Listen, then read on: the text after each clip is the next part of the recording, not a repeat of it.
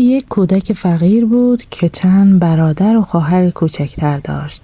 پدرش از دنیا رفته بود و مادرش جز خانه‌داری کاری نداشت و این کودک که بزرگتر از همه بچه ها بود روزها میرفت کنار دریا ماهی میگرفت و با این کار زندگی خود و خانواده را اداره میکرد.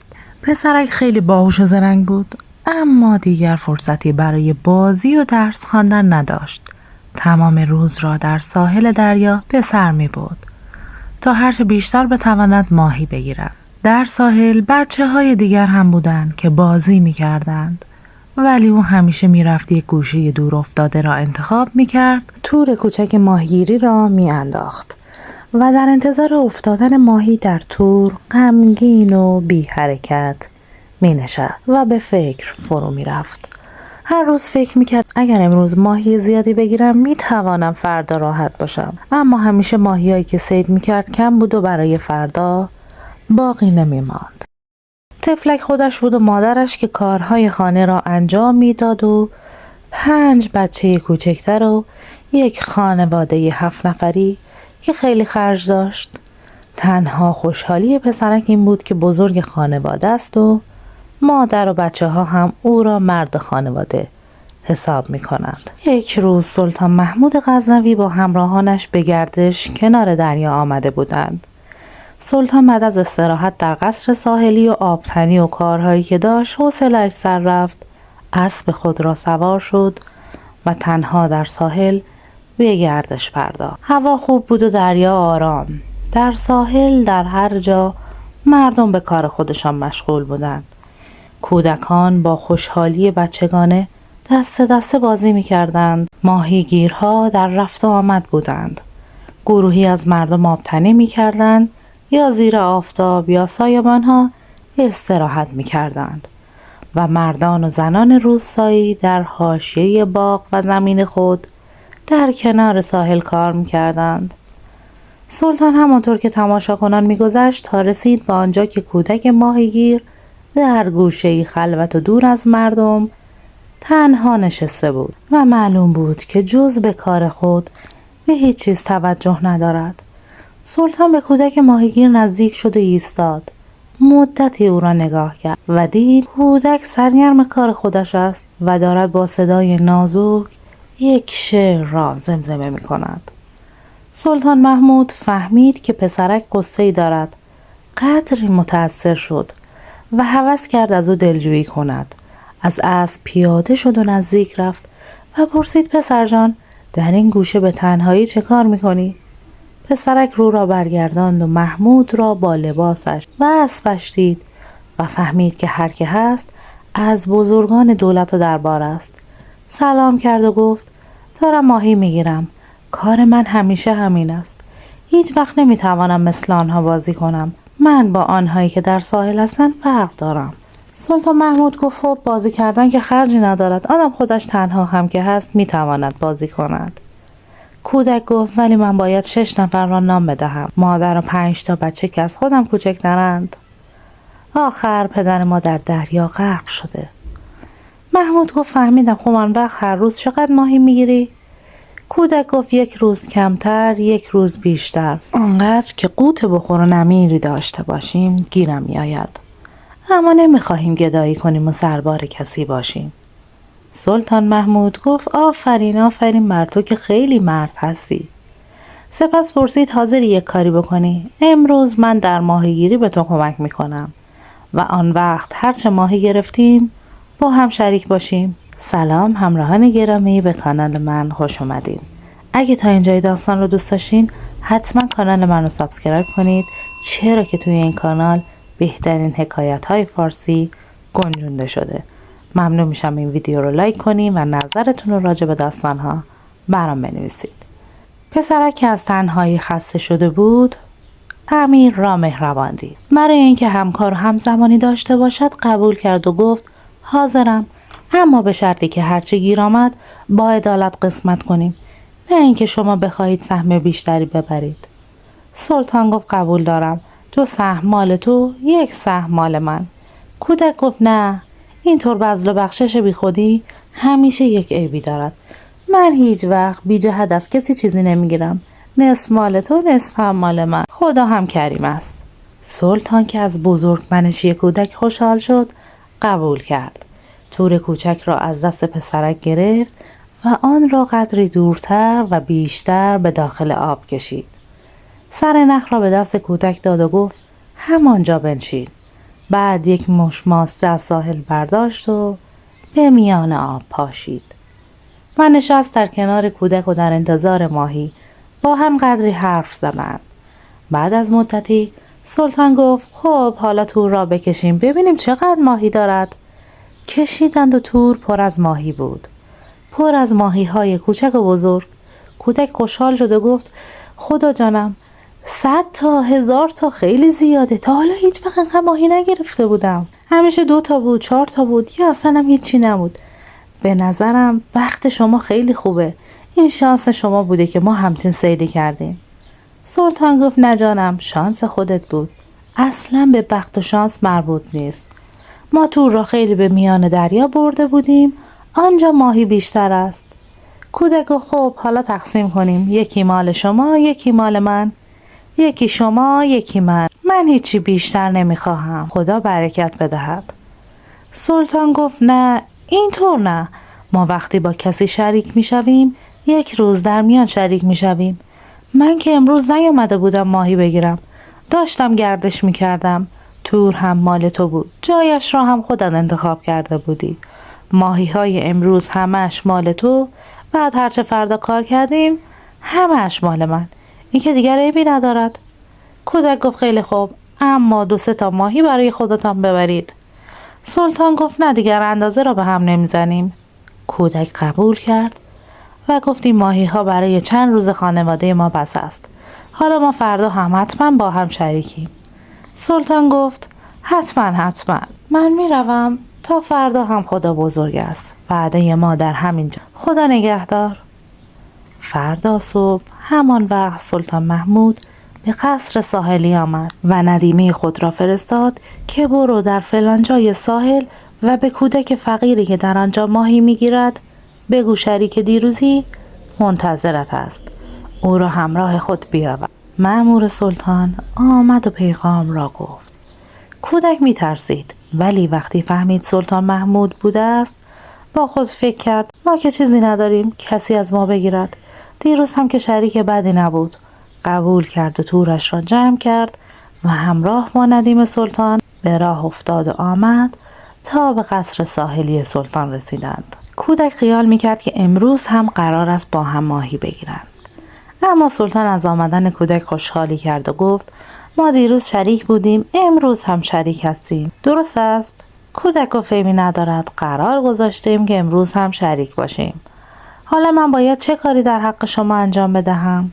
سلطان گفت هیچ، باید اینجا در مجلس ما بنشینی، هر کاری که پیش آمد با هم مشورت کنیم و دستور بدهیم. کودک گفت بسیار خوب، امروز هیچ کاری بی اجازه من انجام نمی شود.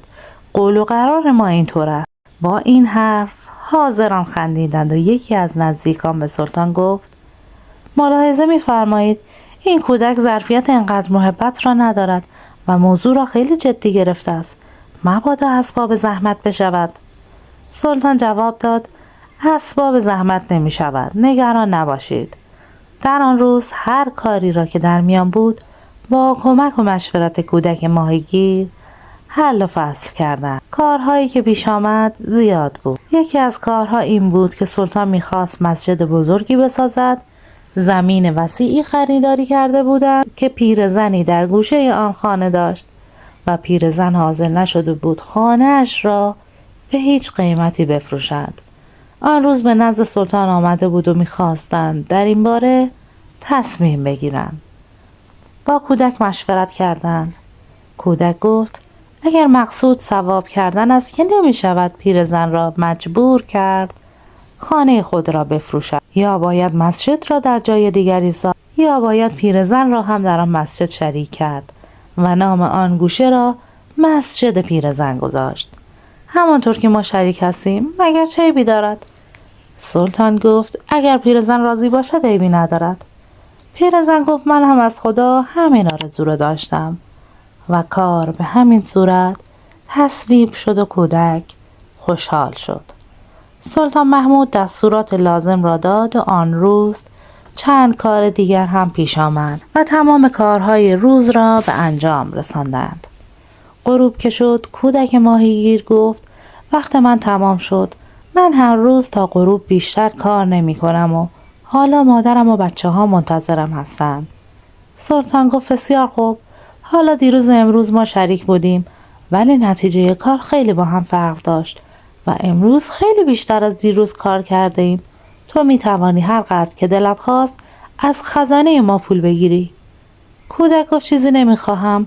قرار ما این بود که یک روز مال من، یک روز مال شما و نتیجه کار امروز هرچه هست مال شماست. شما دیروز یه دونه ماهی هم قبول نکردید. منم چیزی قبول نمی کنم. اندازه به هم می خورد. سلطان محمود گفت نه، اندازه به هم نمی خورد. دیروز ما 2 ساعت کار کردیم و امروز خیلی بیشتر. برای اینکه اندازه به هم نخورد باید سهم بیشتری را قبول کنی. هرچه که خودت میخواهی بگو. کودک گفت حالا که اینطور است برای این اضافه کاری به اندازه 1 تور ماهی قبول میکنم و فرض میکنم 2 بار ماهی گرفتیم.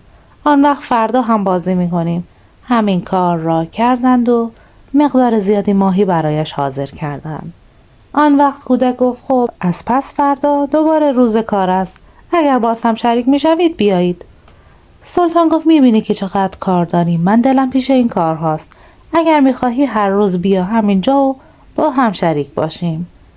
کودک گفت نه، دل من هم پیش دریاست. من شراکت را برای کار دریا قبول داشتم. شما هم که نمیتوانید این همه کار مردم را روی زمین بگذارید. پس تا اینجا حساب شراکت تصفیه است. سلطان گفت بسیار خوب، اما هر وقت کاری داشتی ما اینجا هستیم. کودک گفت متشکرم. اگر هر روز تورم مثل دیروز پر از ماهی شود دیگر احتیاجی ندارم. از دیدار شما هم خوشحالم، ولی کارم را دوست دارم. کار من همان ماهیگیری است و حالا به لطف شما میدانم که چگونه بیشتر ماهی بگیرم.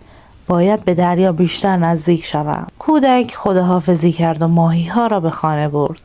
خوشحال بود و سلطان محمود هم دستور داد غیر مستقیم به خانواده کودک کمک کنند تا بچه ها بزرگ شوند و به کودک ماهیگیر هم که از دریا دل بر نمی داشت 1 قایق زیبای ماهیگیری هدیه دادند.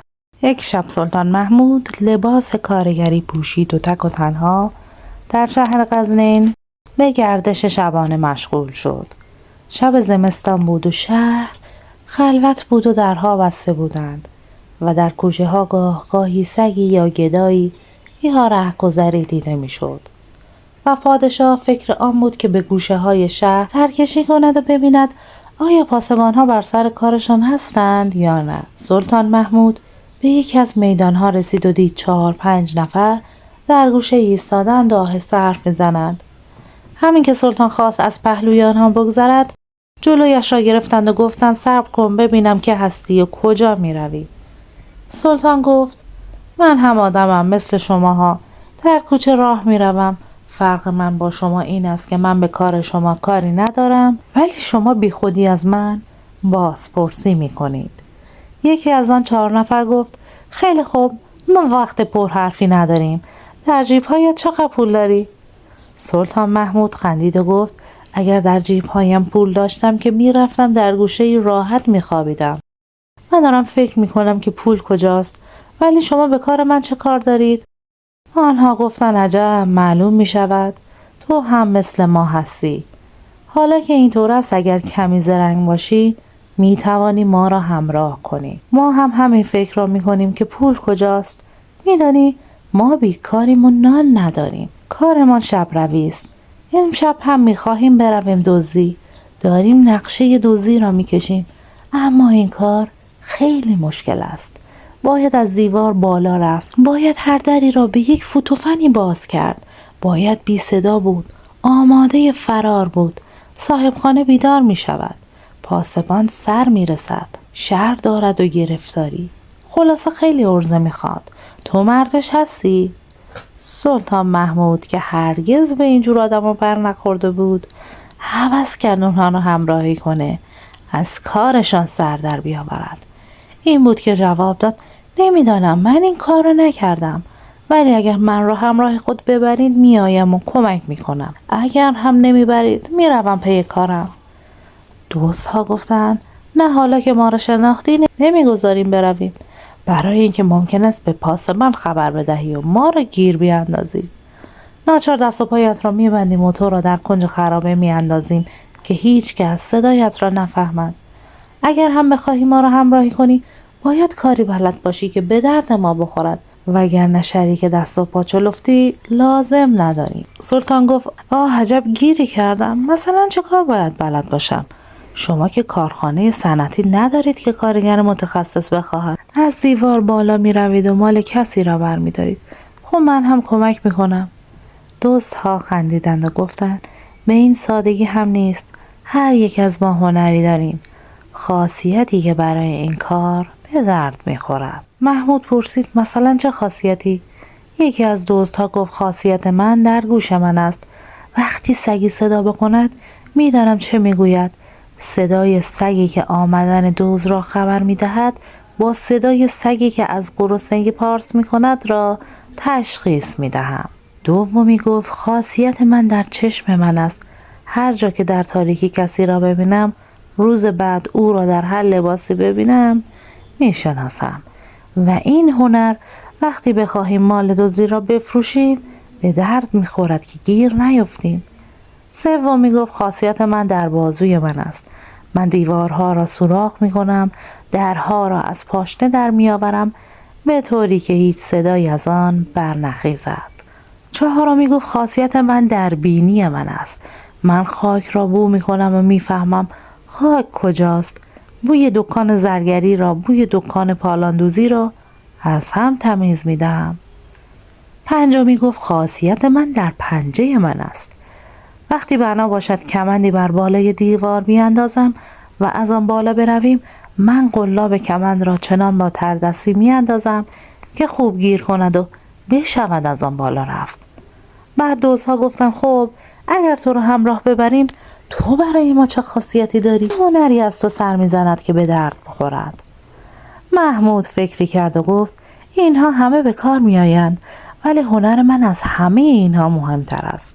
هنرهای شما تا وقتی به درد میخورد که گرفتار نشده باشید، ولی وقتی به دست پاسبان یا صاحب خانه گرفتار بشوید دیگر هیچ کدام از این هنرهایتان به دردتان نمیخورد. هنری که من دارم خیلی عجیب است. خاصیت من در ریش من است که آزادی بخش و نجات دهنده است. اگر گناهکاری در دست پاسبان و جلاد هم گرفتار باشد، من ریش خود را به جا مانم فوری آزاد می شود. دوستها گفتند: ای والله، باریکالله، خاصیت تو از همه ما بیشتر است. آفرین به این ریش، حقا که پیشوای ما و قطب ما و رئیس ما تو هستی. ما حاضریم سهم تو رو از همه بیشتر بدهیم، با خیال راحت به کارمان برسیم. یالا بریم دیگه، معطلش نکن. کوچه دست راست را گرفتند و روانه شدند. همین که قدری پیش رفتند، یک سگ از جلوی پای آنها فرار کرد و پارس کرد. دزد صاحب گوش گفت: سگ میگوید مرد بزرگی همراه شماست. دیگران گفتند: بله، مقصودش همین رفیق تازه است که ریشش نجات بخش است. بعد به دیوار کوتاهی رسیدند. یکی گفت: بالا رفتن از این دیوار خیلی آسان است. صاحب بینی خاک آن را بو کرد و گفت: فایده ندارد. این دیوار خانه یک بیوه زن فقیر است. بعد به دیوار بلندتری رسیدند که پشت آن درختها پیدا بود. صاحب پنجه کمند را بر سر دیوار محکم کرد. از آن بالا رفتند، وارد باغ شدند. همین که نزدیک ساختمان رسیدند، صاحب بینی خاک را بو کرد و گفت: خوب جایی آمده ایم. اینجا بوی خزینه جواهرات را می دهد. بعد در محل تاریکی و امنی صاحب بازو زمین را کند. از زیر دیوار به خزینه رسیدند. هرچه می توانستند از طلا و نقره و جواهر و چیزهای قیمتی برداشتند. بی صدا از باغ گذشتند. با کمند از دیوار سرازیر شدند و رفتند در خرابه‌ای که نزدیک خندق خارج شهر بود. همه را زیر خاک پنهان کردند. چون نزدیک صبح شده بود گفتن حالا متفرق شویم، فردا شب بیاییم سر فرصت آنها را تقسیم کنیم. قرار شد یکی از آنها به صورت گدا در نزدیکی خرابه بماند. به محمود هم گفتند تا اینجا کارمان به خیر گذشت، تو هم فردا شب بیا همینجا و سهمت را بگیر. سلطان محمود هم پس از اینکه از جا و مکانشان و اسرار کارشان سر درآورده بود از آنها جدا شد، به قصر خود برگشت. فردا صبح آن سرگذشت را به وزیر مسئول گفت و چند تا مأمور و درباری فرستاندند و اموال خزینه را ضبط کردند و دزدان را دستگیر کردند. دست بسته به دیوان عدالت آوردند. دزدها ترسان و لرزان در صف گناهکاران ایستاده بودند. قاضی به نوبت گناه ایشان را شرح داد و گفت مردم از دست این شبروان آسایش ندارند. حالا برای عبرت دیگران دستور می‌دهم به حساب اینها هم برسند. جلاد را خبر کنید. هنوز جلاد نیامده بود که سلطان محمود با لباس رسمی به جایگاه خود وارد شد.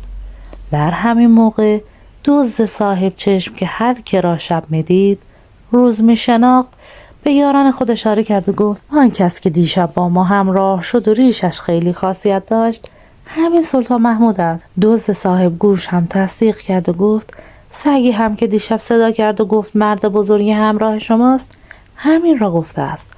من حالا میفهمم که مقصودش همین بوده است.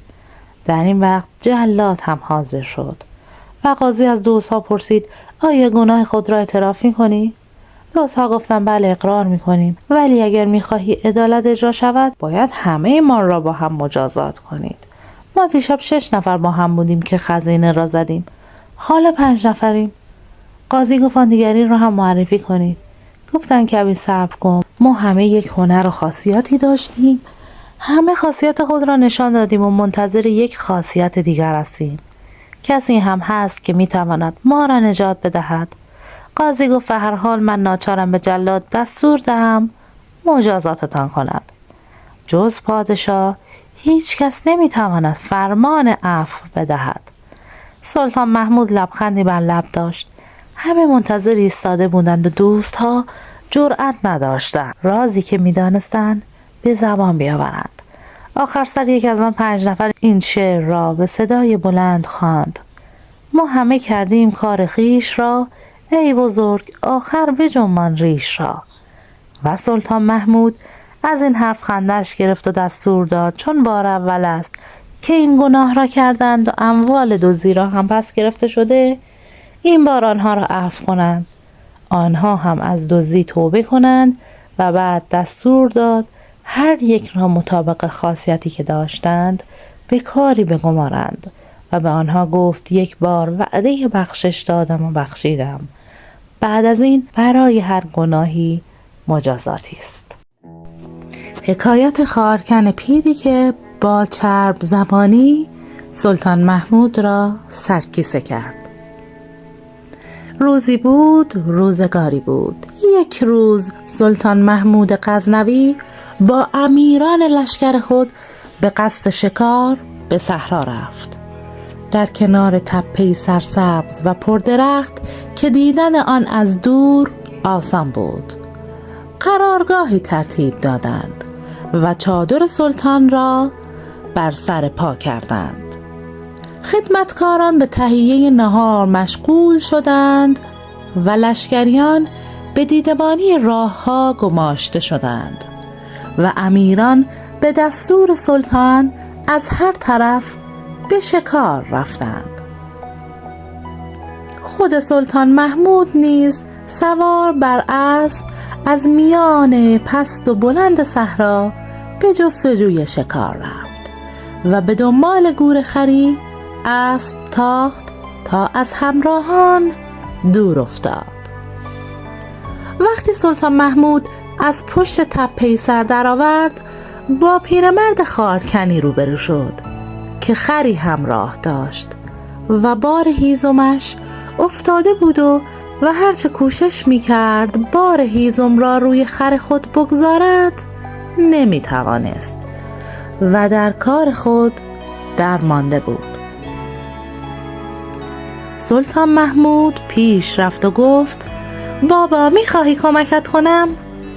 پیرمرد خارکن گفت: چه کاری از این بهتر که بار من بار می شود و برای تو هم ضرری ندارد. در اینجا دیگر کسی پیدا نمی شود که به من کمک کند. تو هم جوان خوش سیمایی هستی و خوبی کردن از تو عجب نیست. سلطان محمود از اسب پیاده شد و در حالی که در بار کردن بار هیزم به پیرمرد کمک می کرد پرسید: در صحرا تنها کار می کردی؟ پیرمرد گفت: بله، کسی را ندارم که با من همراهی کند. سلطان پرسید: پس از اول چگونه این بار سنگین را روی خر گذاشتی که حالا نمی توانی؟ پیرمرد گفت: من هر روز این کارم است. از اول فکرش را می کنم. خارها را روی یک تپه جمع می کنم و باربندی می کنم و پای تپه را قدری گودال می کنم و خر را در آن چاله وامی دارم و بار را آهسته به پشت خر می اندازم. ولی اینجا خر دستش به سنگ گیر کرد و بار افتاد و روی زمین هموار نمی توانستم بارش را بار کنم. سلطان گفت: درست است، هر کاری همینطور است. اولش آدم حساب می کند ولی گاهی پیشامدهایی حساب نشده هم پیدا می شود. پیرمرد که برای حرف زدن زبانش باز شده بود گفت: پیشامدها همه حساب شده است. حسابش را ما نمی دانیم، ولی آن کسی که باید بداند می داند. شاید این بار اینجا افتاد که یک چیزی هم گیر شما بیاید، یعنی ثواب کمک کردن به مردم درمانده خیلی ثواب دارد. سلطان گفت: همینطور است. باریکلا پیرمرد، عقیده خوبی داری. بار هیزم بار شد و پیرمرد گفت: خیلی خسته بودم و خدا سبب ساز است. اگر تو نمی رسیدی خیلی مشکل بود که بار من بار شود. ای جوان، برو که خدا تو را به خوشبختی برساند. سلطان محمود از حرف زدن پیرمرد خوشش آمد و بعد از اینکه پیر خارکن خرش را هی کرد و راه افتاد، سلطان هوس کرد که بزرگواری خود را به او نشان دهد و قدری سر به سرش بگذارد. زود برگشت به چادر و به لشکریان گفت: در آنجا پیرمردی با خر و بار و هیزمش می رود. بروید از همه طرف راه ها را بر او ببندید، به طوری که مجبور شود بیاید از اینجا از جلوی قرارگاه ما بگذرد.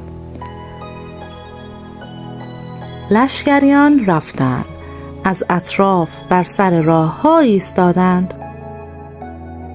وقتی پیرمرد به یکی از آنها رسید، سرباز گفت: پیرمرد، از اینجا نمی شود رفت. راه بسته است و عبور ممنوع است.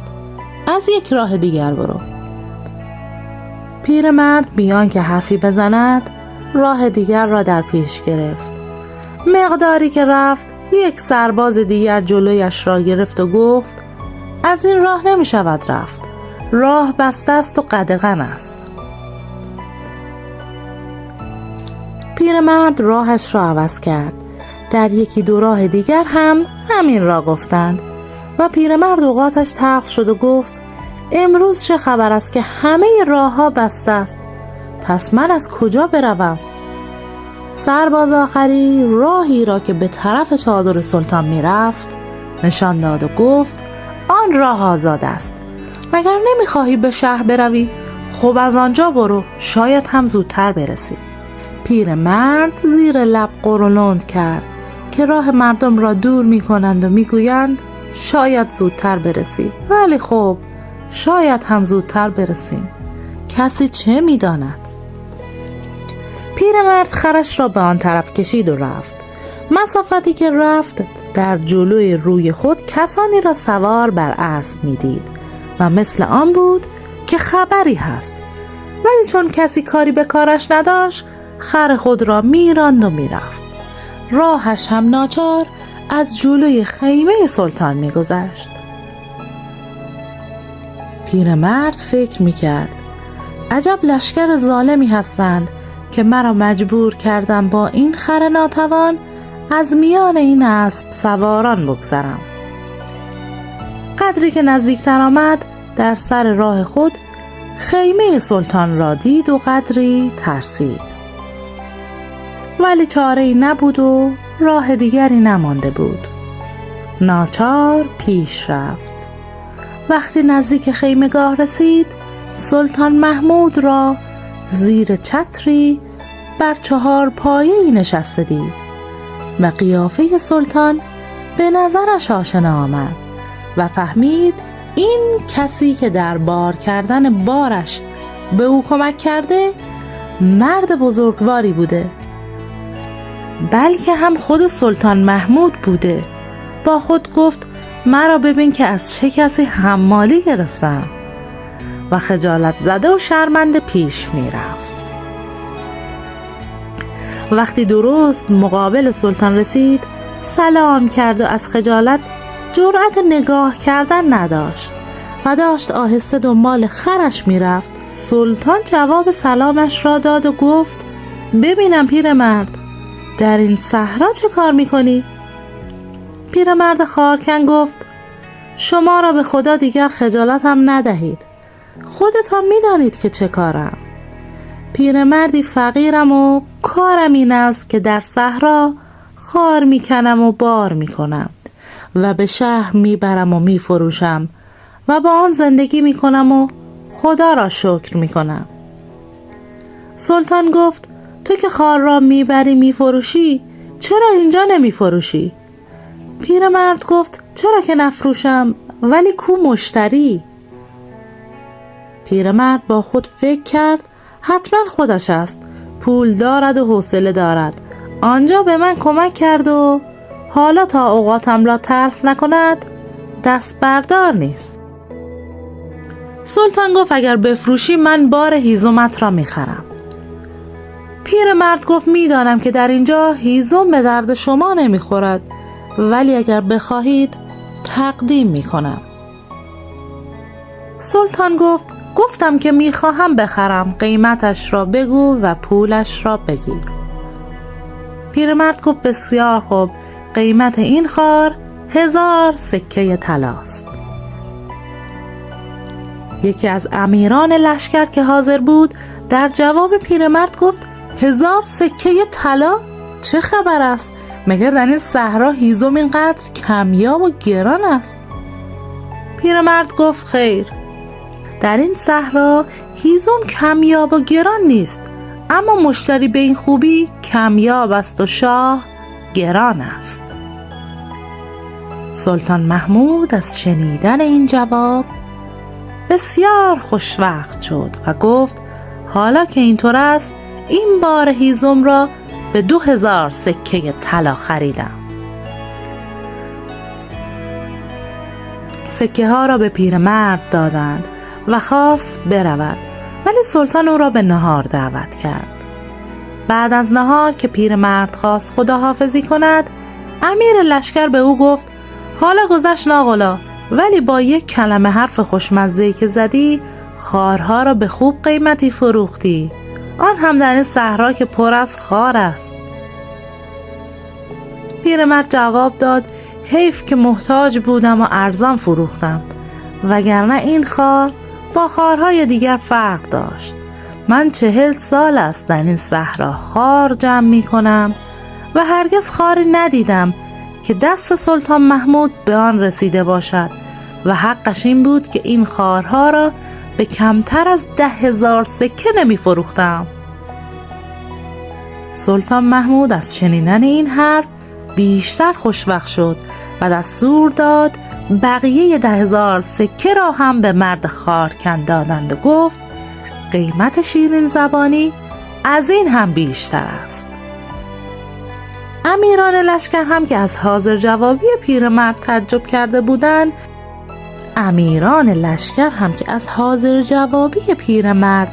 تعجب کرده بودند هر یک هدیه‌ای به او دادند و پیرمرد خارکن خوشحال و خرم با یک کیسه پول به خانه رفت. خیلی ممنون که تا انتها همراه من بودید. خوشحال میشم کانال منو سابسکرایب کنید، این ویدیو رو لایک کنید و نظرتون رو برام بنویسید. شبتون بخیر.